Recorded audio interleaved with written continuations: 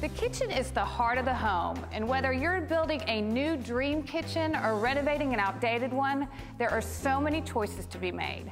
I knew I wanted an old world style with a modern flair, and my first step was to discuss layout and appliances with a kitchen specialist.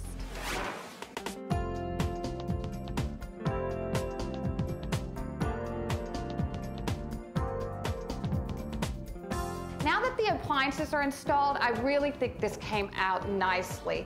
This large capacity refrigerator and freezer really leaves a lot of room for food storage. And the nice thing is you don't see a big refrigerator and freezer. We did these custom panels in this white lacquer, and it really integrates it into the cabinetry.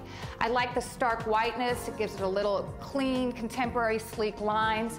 Fashion Glass and Mirror added some seated glass, so I put some colorful pottery behind it, bring a little bit of color into it without having it look too busy. I like this paneling so much that the dishwasher we got, I decided to put paneling on as well. So here I did a distressed finish, and I had Javier with Wonderful Walls come in and really do a custom color stain for me to match this island and really have it look a little bit more rustic over here. Then I brought in this thick limestone. It was a heavy, heavy piece of limestone, not something you typically use on an island. You have a big, clean workspace. We put a nice sealant on it, and it has no shine, no sheen, not like granite or marble, and it really is a nice natural stone. It's got a great thickness, again, very heavy for the old world feel. And then a jaunt through a Parisian market, I came across this old butcher block, really finishes off the old world feel of the kitchen, and this dates back many, many, many years. And I brought in a little bit of contemporary again with some chrome pendant lighting that's going to access the recessed lighting in the area as well. So again, a nice big lit area for prep space and a great place to entertain.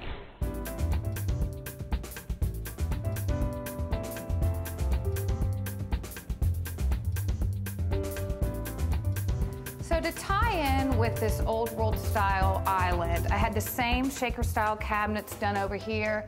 I added a soft close, makes it very nice. You don't have to push these closed, they're very quiet. And I added some real contemporary hardware, and it really makes for a nice mix, again, of old world style, adding a little contemporary feel.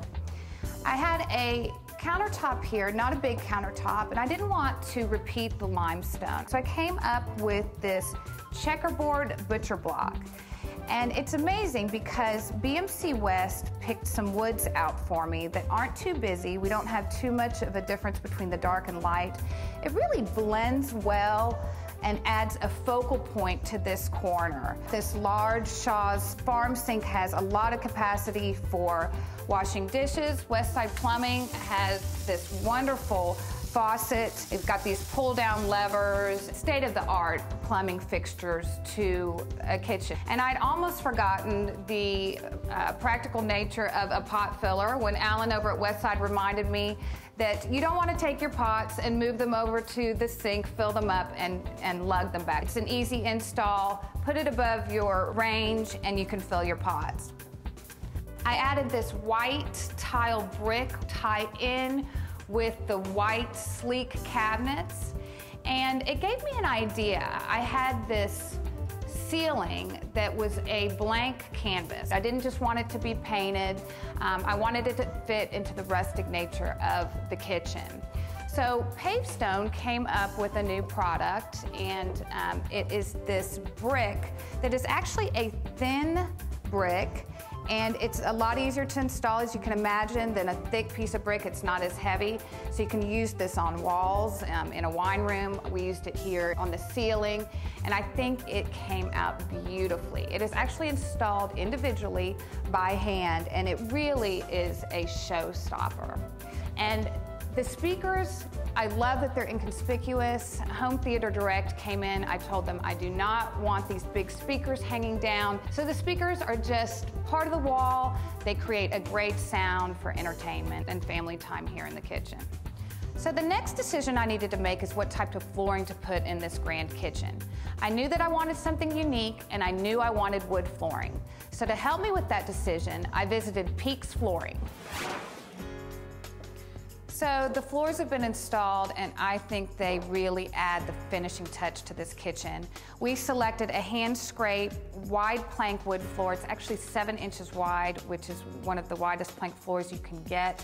I think it came out beautifully. It really ties in with the brick and all the woods and makes for a really warm feel in this kitchen. And I also know that keeping these floors will be a challenge. Keeping any floors clean in a kitchen are a challenge.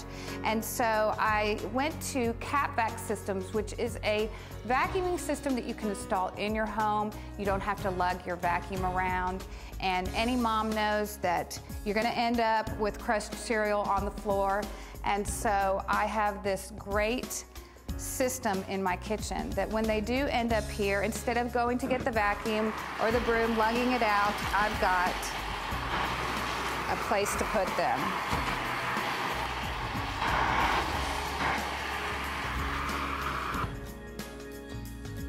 Taking on a kitchen renovation project, yes, it can be daunting, but if you remember a few tips: layout, functionality, and most importantly, aesthetics.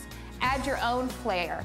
Don't be afraid to mix genres, because it's going to be your kitchen, it's going to be the heart of your home, and you want it to be both inviting and eye-catching.